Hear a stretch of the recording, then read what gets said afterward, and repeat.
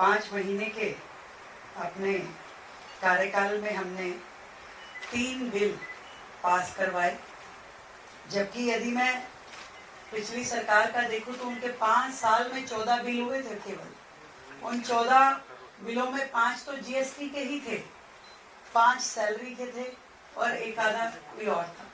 तो 14 बिल 5 साल में हुए और हमारे इस छोटे से कार्यकाल में हमने 3 बिल इसे पास करवाए। और सबसे अच्छी बात जो थी कि पूरा डेमोक्रेसी के साथ में हर सदस्य की इन्वॉल्वमेंट, हर सदस्य ने अपने विषय रखे। 280 के तहत ही हमारे पास में 171 जो थे लोगों ने अपनी बातचीत रखी, बिंदु रखे और 62 विषयों पे ये सारी चर्चा हुई। विपक्ष को पूरा मौका दिया। एजुकेशन बिल जो हमारा इसमें पास हुआ उसमें पूरी चर्चा हुई, 4 दिन तक उसके ऊपर घंटों की चर्चाएं रही।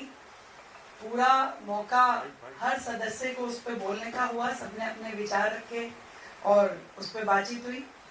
इसी तरीके से जीएसटी के भी दोनों बिल, जिसपे कि पहले कभी जीएसटी के बिलों पे चर्चा नहीं होती थी, विपक्ष ने कहा हमें चर्चा करनी है तो हमने उस पर चर्चा करने का पूरा मौका दिया।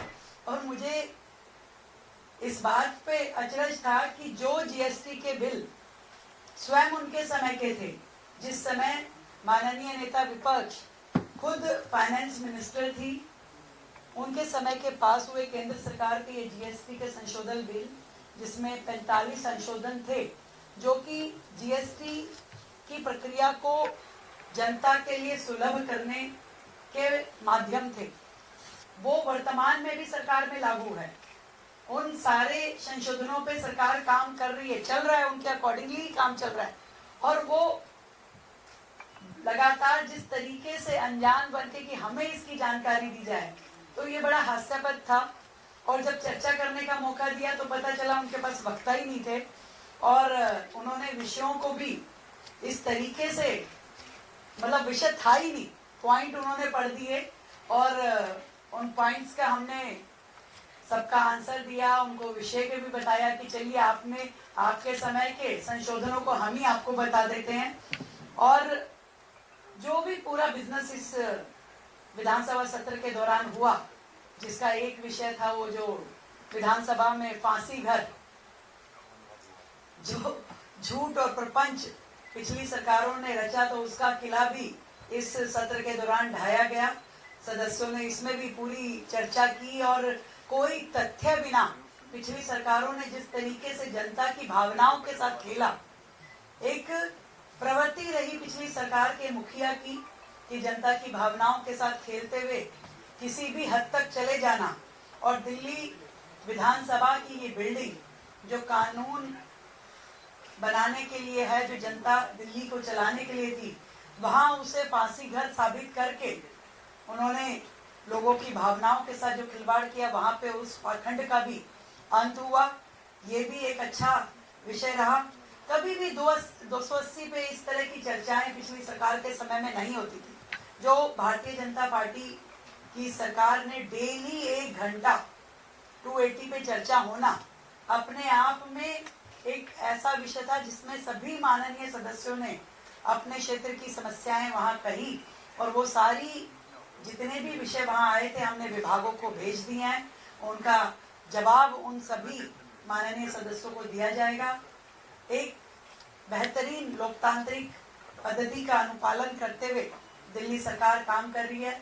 मुझे खुशी है कि शिक्षा के इतना बड़ा बिल जो वर्षों से लंबित था, उसको इस अपने पहले ही मानसून सत्र में हमने इसे पास किया और जनता को एक बड़ा सुकून इसमें मिला है। पूरी दिल्ली भर से पेरेंट्स का धन्यवाद सरकार को मिल रहा है। लगातार जनहित में अनेकों पॉलिसी रिफॉर्म सरकार कर रही है और इसी प्रकार आगे भी करती रहेगी। हमने कोशिश की कि हमारे ये जो सत्र हैं ये सिंबॉलिक ना रह करके इनको सार्थक बनाया जाए, सदस्यों की सहभागिता हो, पूरी उपस्थिति हो और हर व्यक्ति इस विधानसभा के माध्यम से अपना कर्तव्य पूरा करे जो जनता के प्रति उसका है। तो मैं आप सबके माध्यम से यही कहना चाहती हूँ कि ऑपरेशन सिंदूर से शुरू हुआ ये सेशन और सीएजी रिपोर्ट तक चला। 2 सीएजी रिपोर्ट जिस तरीके से पिछली सरकार की कारगुजारियां उसमें एक्सपोज हुई, किस तरीके से मिसयूज ऑफ फंड या फंड को जनता के हित में ना उपयोग करके उन्होंने गलत तरीके से जनता के बीच में जो प्रेजेंटेशन की कि हमें केंद्र सरकार से अनुदान की कमी रही, उन विषयों का भी हमने पूरा जनता के सामने और सदस्यों के सामने जवाब रखा।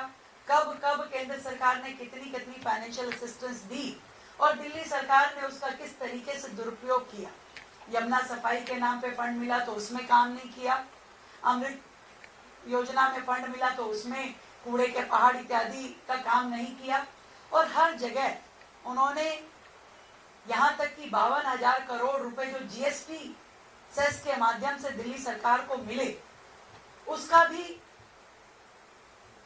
उपयोग का कोई यूटिलाइजेशन सर्टिफिकेट उन्होंने जमा नहीं कराया सरकार ने। इससे ये साफ पता चलता है कि पिछली सरकारें किस तरीके से जनता के पैसे का दुरुपयोग करती थी।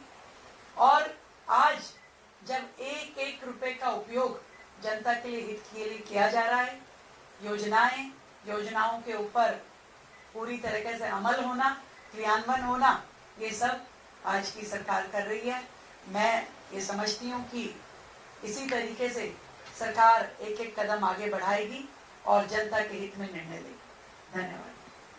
सत्र के दौरान भी स्प्रे एनिमल्स के ऊपर चर्चा हुई, आप सुप्रीम कोर्ट का एक ऑर्डर भी आया है, सरकार को किस तरह से मैनेज करेगी? देखिए, ये बात सच है, दिल्ली की जनता वर्षों से इस विषय पे परेशान है और सरकार, पिछली सरकारों ने जो किया और नगर निगम में जिस तरीके से काम चल रहा था, हम उन सब के ऊपर लगातार हमारी सरकार बनने के बाद से इन विषयों पे चर्चा करते हुए इसके समाधानों पे वर्कआउट कर ही रहे थे। इसमें माननीय कोर्ट ने जो आदेश दिया है वो भी हमारे लिए बहुत महत्वपूर्ण है। हमारा एक ही ध्येय है, दिल्ली की जनता को राहत देना। आज ये प्रॉब्लम जिस विकराल रूप धारण करके दिल्ली के सामने खड़ी है, इसमें सरकार की ईमानदारी के साथ में समाधान देना ये बहुत महत्वपूर्ण है, जिसकी हमने पूरी योजना बनाते हुए